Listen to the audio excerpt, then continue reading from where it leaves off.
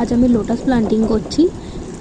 এর আগে আমরা লোটাসের বীজগুলোকে জলে ডুবিয়ে রেখেছিলাম, তা থেকে শিকড় দেখা দিয়েছে। তো এবার আমরা এবার অন্য একটা জায়গায় প্লান্টিং করে নেবো।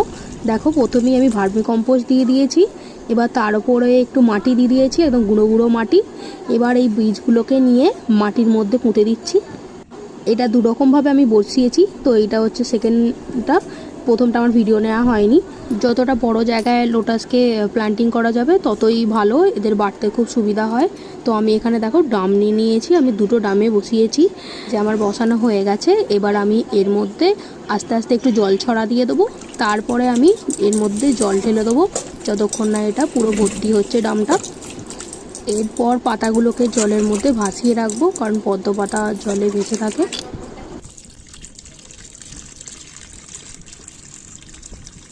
এটা আমার সেকেন্ড লোটাসটা, যেটা আমি নিচে আগে মাটি দিয়ে একটা টব বসিয়েছি, তার উপরে সিডগুলোকে পুঁতে তারপরে জল দিচ্ছি।